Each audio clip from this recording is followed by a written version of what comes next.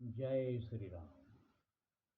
ओम वक्रतुंड महाकाय सूर्यकोटि समप्रभ निर्विघ्नं कुरु मे देव सर्वकार्येषु सर्वदा। राम कीन्ह चाहि सोई होई, करे अन्यथा अस नहीं कोई। प्रभु श्री राम, भ्राता लक्ष्मण और माता जानकी तीनों लोग कैकेयी के महल में जा रहे हैं। उस समय जब माता कौशल्या के यहाँ से प्रस्थान कर रहे हैं, तब माता कौशल्या कहती हैं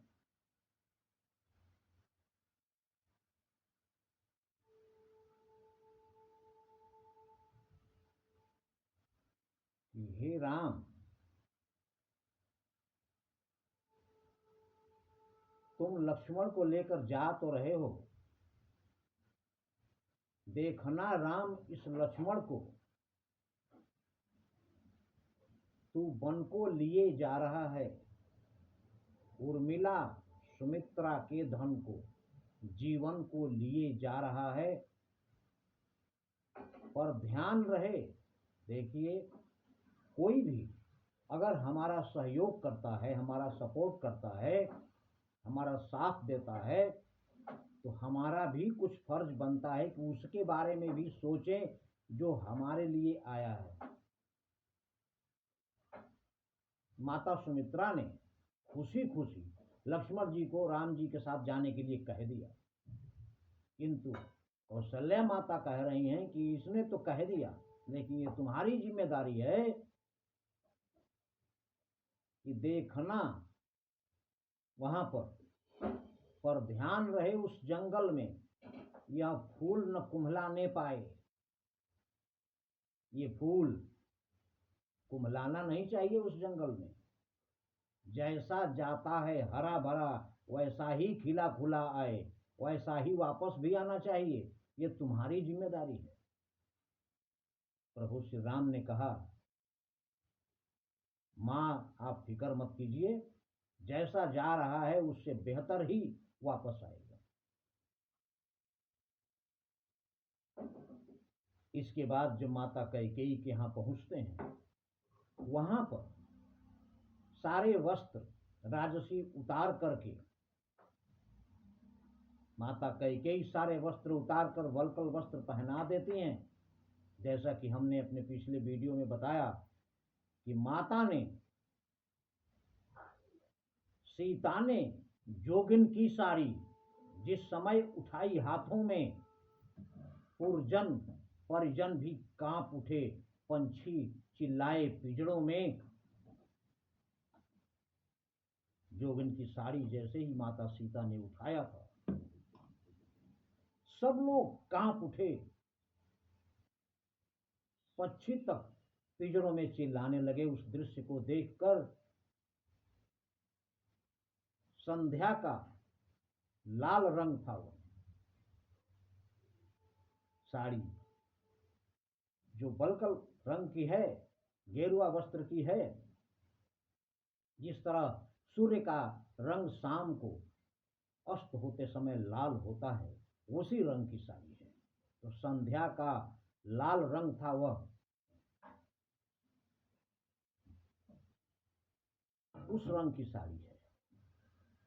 और माता सीता उसको पहनने की कोशिश कर रही हैं। कोशिश की पर पहनी न गई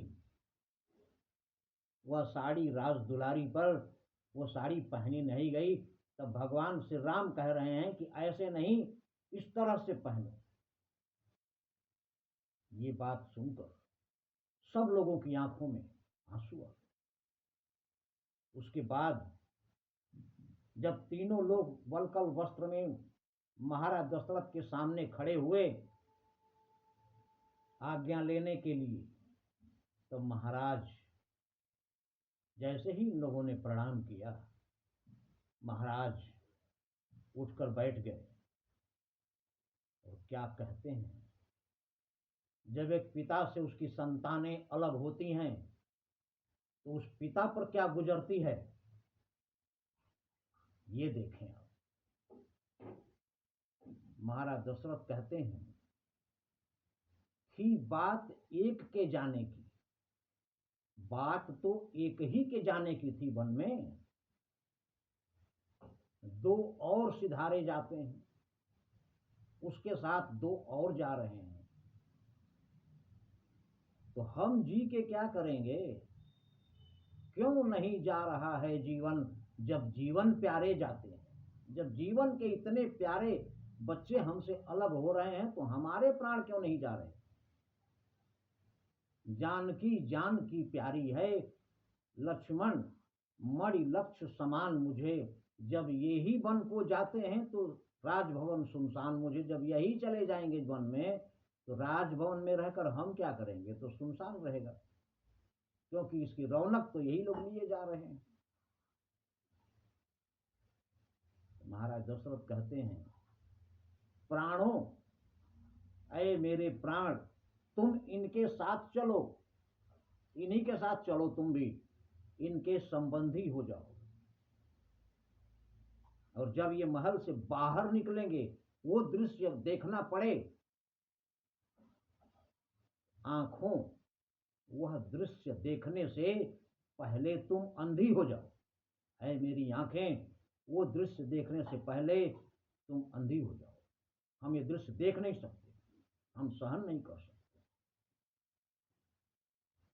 प्रभु श्री राम महाराज को समझा रहे हैं, पिताश्री आप चिंता मत कीजिए, सब कुछ ठीक हो जाएगा, 14 साल तो यूं ही गुजर जाएंगे।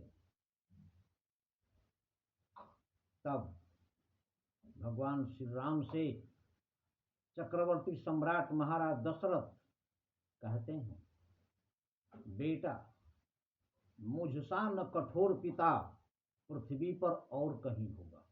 अरे मैं चाहूं तो दुनिया क्या तीनों लोक की कोई भी खुशी तुम्हें दे सकता था, लेकिन आज इतने मजबूर हैं और मजबूरी में मुझे इतना कठोर बनना पड़ रहा है कि अपने प्राणों से प्यारे बेटे को राजगद्दी का आश्वासन देकर भी वन में भेजना पड़ रहा है। इतना कठोर किसका पिता होगा